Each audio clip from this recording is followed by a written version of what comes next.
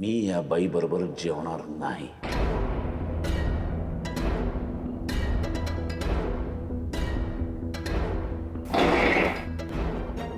हिला इथून घेऊन जा.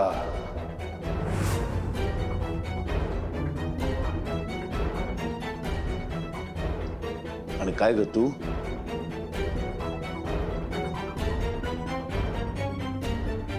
तू का बोलत का नाही त्याच्यावर काय?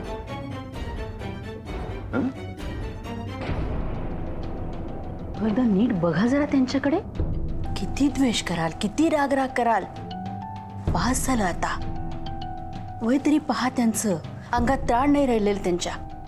निर्वानिर्वेची भाषा करतायत.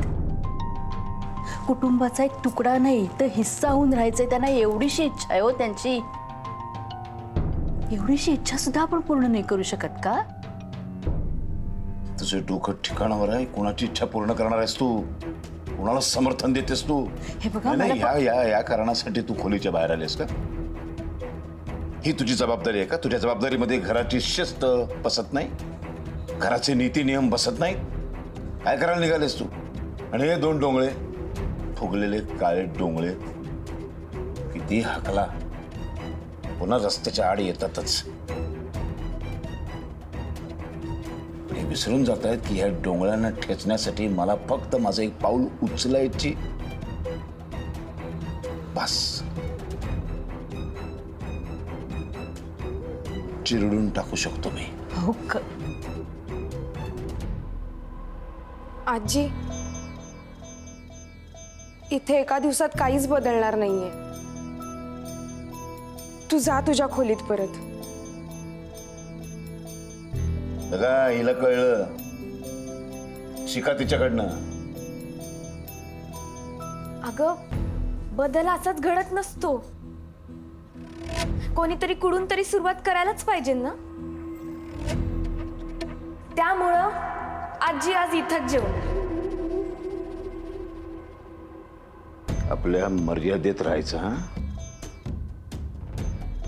या घराची शिस्त मोडायची नाही, कळलं ना?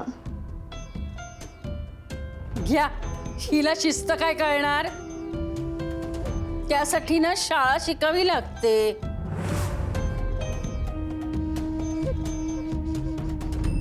मोठ्यांचा अपमान करायचा, त्यांना तोंडाला वाटेल तसं बोलत सुटायचं, हे जर तुमच्या शाळेत शिकवलं असेल ना, तर मी अडाणीच बरी आहे.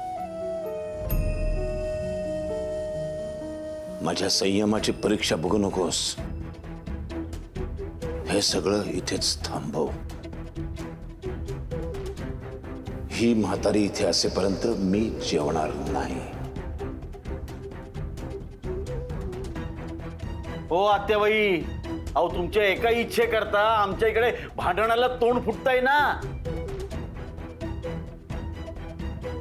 अगं आई, जा ना खोलीत परत. आम्ही सगळं सहन करू शकतो, पण दादा टेबलावर बसून सुद्धा जेवणार नाहीत, ही गोष्ट नाही सहन करू शकत आम्ही.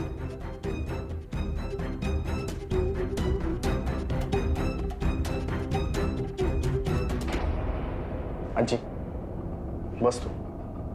आजी बस.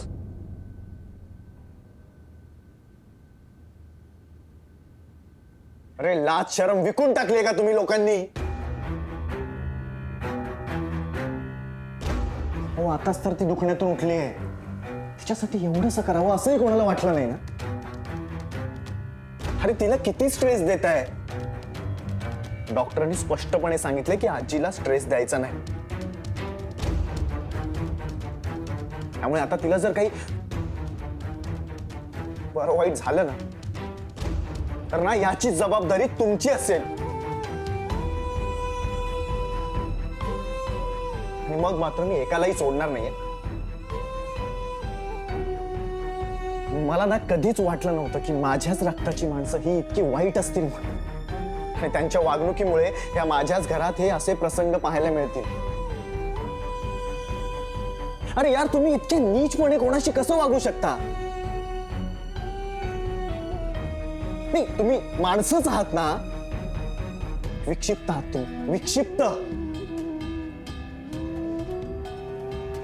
आणि आता काहीही झालं ना, तरी आजी इथेच आहे. कोणाला आवडो वा ना आवडो.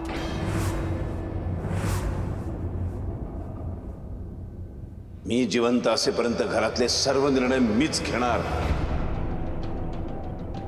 म्हणजे रावसाहेब, जोपर्यंत तुम्ही जिवंत आहात तोपर्यंत हे तुमचे राक्षसी निर्णय तुम्ही सगळ्यांवर लादतच राहणार आहात का? तोंड सांभाळून बोल.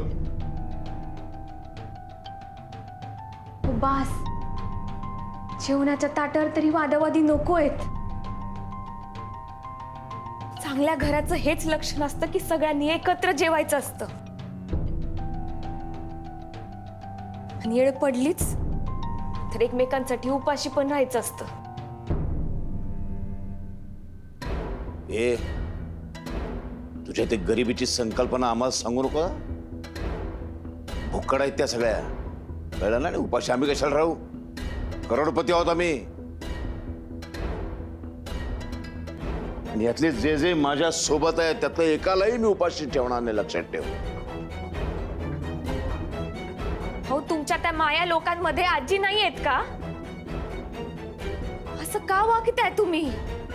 अहो, रेणुकाताई तुमच्याशी अशा वागल्या असत्या तर? हे एवढं तुमच्याशी आदराने वागतात त्याचं काय? कारण तो माझा सख्खा मुलगा आहे.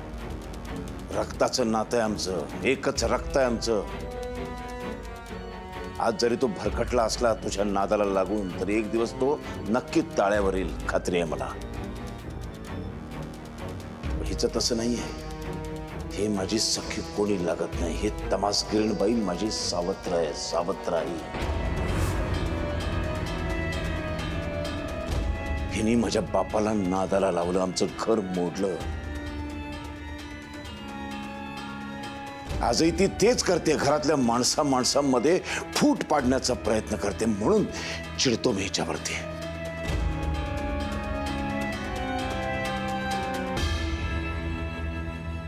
दादा,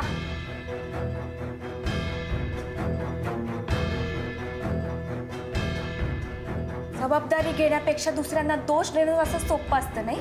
तुला काय म्हणायचं? मी जबाबदारी घेत नाही. नाहीच घेऊ. कारण घेत असताना तर घरातल्या ज्येष्ठ व्यक्तीला असं वाळीत टाकलं नसतं तुम्ही. तुला शेवटचं सांगतोय आम्ही, घरातल्या गोष्टींमध्ये नाक खुपसू नकोस. याचे परिणाम फार वाईट होतील.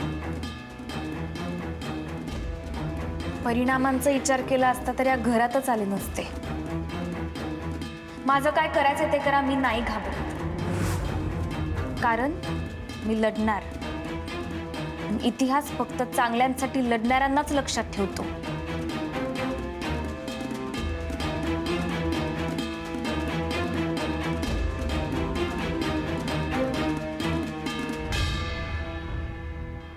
आजी, काही झालं तरी तुम्ही हिंमत हारायची नाही आणि मनावर तर अजिबात घ्यायचं नाही. हे काय नवीन नाही मला. आज मी हेच घडणार होतं.